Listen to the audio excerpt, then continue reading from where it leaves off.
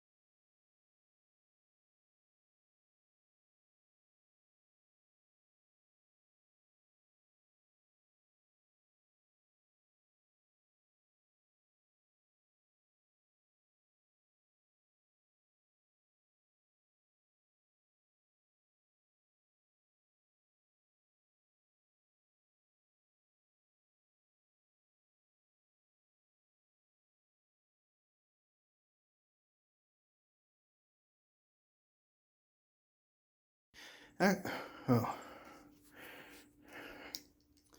All right, axle press is done. That felt okay. A little foreign at that weight. For competition, it was like 298, 300, whatever, right around there. So, at that weight, you can afford to make mistakes. Well, maybe not everybody, but you know what I mean. 300 is a weight that I should be able to press strict, push easy. So I can afford to be a little bit sloppier on those reps, just because the weight isn't too much for me to handle. But when you get up to a 350, that was 348 technically. But when you get up to that weight, less room for air. Like I actually missed my clean. I went for that second set that you'll see is and sorry that I recorded vertical rather than landscape. Is that the opposite? Sideways. I don't know. But I was recording them for me to watch, not really for video purposes. But sweating. But that felt okay. Like I said, less room for air whenever you get up to, close to your max. I don't know what my max axle is, but I'm confident it would be somewhere in the low fours, but it's not what we're training for, so kind of irrelevant. Anyway, 348 for 5. I don't think my legs were quite there for 6. It looked like I felt at the triceps though. I don't know. I'm not mad about it either way. But I actually did fail a clean. I went for a second set that you didn't see, and I failed a clean, and it was just slippery, slipped off. That's all there is to it. So I reset and came back and hit it for 5. I was noticing just as I was doing that second set that I was loose. Upper back was loose, hands were loose. Whenever I do axle clean and press, any press really, I'm squeezing that handle as hard as I can. And I was not doing that. I was being passive with it. It was just kind of sitting there. And whenever I grip it, I feel like I can engage my triceps more. I feel like I just engage more muscles. And I think there's some science to that. I don't know all that stuff, so it doesn't really matter. the last, as I was doing that, the reps felt better. So, and I'm happy with that because that's over competition weight by a few pounds, I guess. But of course, at competition, I got to do a log and a circus dumbbell first. So, and I don't know if it's clean and press away or clean and press every rep. So, it doesn't say yet. I'm sure it will soon. But either way, that's a good starting point. I don't know if I'll have a real program. I don't know when I'm starting my new program. My coach has been giving me like 2 weeks off for me to do whatever I want after shows. So tomorrow, rest day. Day after, I'm probably gonna throw on the competition weight. It's like 665 or 666 for axle deadlifts. And I know that one's for reps, so I'll probably throw that on tomorrow and just give it a go. I don't want to. I'm also prepping for the possibility of, whatever the online qualifier could be, because that's coming up here in a couple weeks. The end of the month. It'll be announced a few days before July 1st, I would imagine, and then July 1st it'll go live. So that's also a plan. Hit what we can for that, and then just go for the show. I'm going to do a couple tricep accessories. I might record them. I should record them because I don't want to show you guys just like a minute of lifting and then like 10 minutes of me blabbering, even though I think I do that quite a bit. So let's do some triceps. All right. I just got some great news. I got an ad. Arby's is having a 5 for 5 deal. 5 roast beef sandwiches for $5. $1 a sandwich. That's insane. I still think I prefer the dollar slider deals. I just felt like you should know that that's what I'm thinking about right now. That is the strong man mind for you. So I'm not going to do anything crazy on these, just some light accessory work. Actually, I'm going to throw this band in with this. Why not? I want a little bit more for the triceps.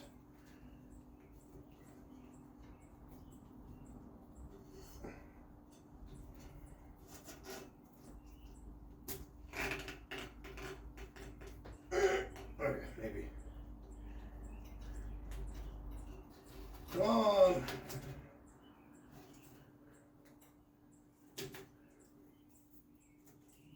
There we go.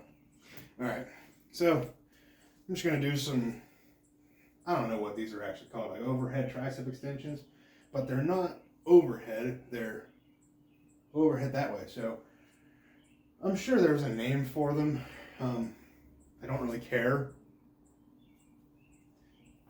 Doesn't matter to me what they're called. We could call deadlifts scrambled eggs, and I wouldn't care. Deadlift probably makes more sense just because it is lifting something from a dead stop. So that would make more sense. However, I don't know what to call these. So there's probably something there. And also I'm realizing my camera angle, you probably can't even see me press these. So maybe you can, maybe you can't. Either way, I'm going to do it.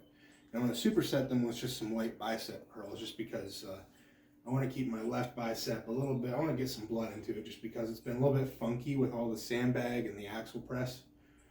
So just to be safe.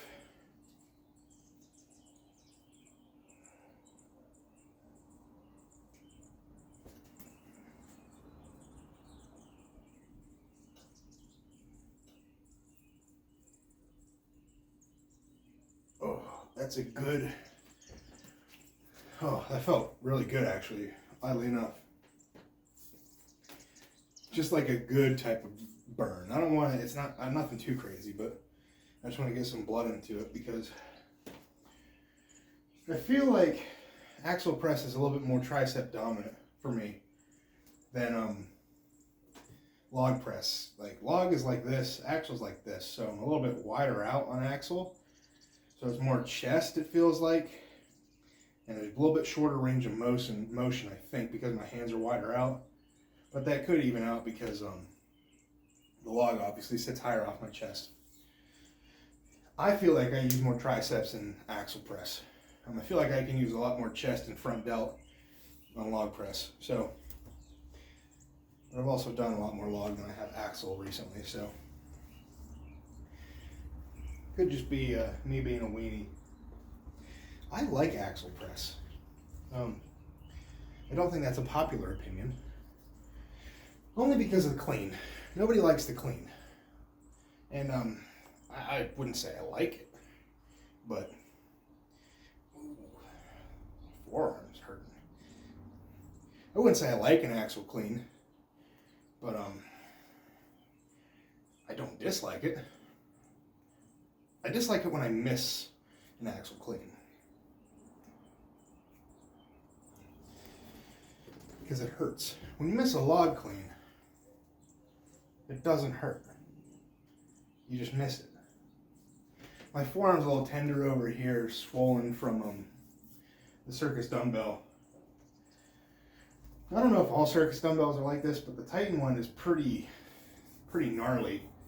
It's not super sharp, but it digs into your arm because you rest it like this, and the one end of the bell sits like right here. So causes a little bit of, I would say, uncomfortableness. I don't know how I did it, but I hurt my left wrist doing it too somehow. I think I went to catch it on the way down to kind of set it easy, and I missed the grab or something. I don't know. Just usual stupid stuff. Ooh, what if I just face towards you? Whew.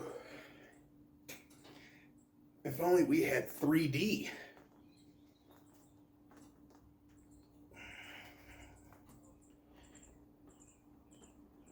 Ooh.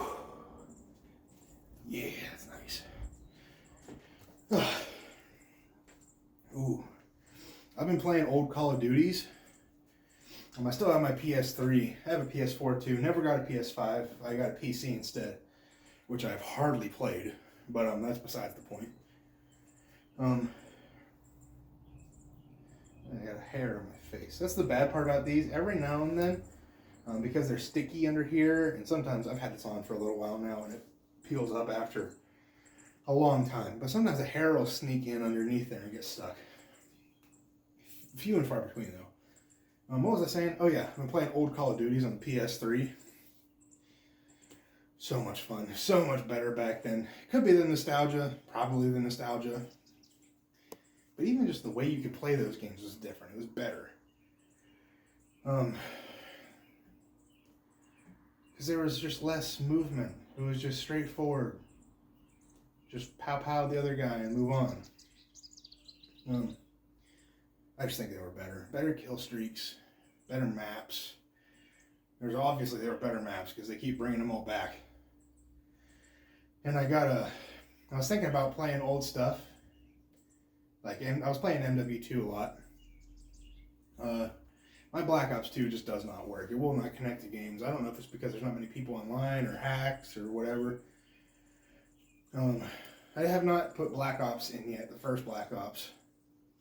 I put in MW3 for a little bit, but all I could find was this one hacked TDM lobby that was it was hacked into a search and destroy, and it was like 12v12 or 9v9 or something. I was like, I don't want to do this. I want to play TDM. I just want to play MW3. But it didn't work out, so. I'm saying that because Black Ops 6 is coming out in October. Now,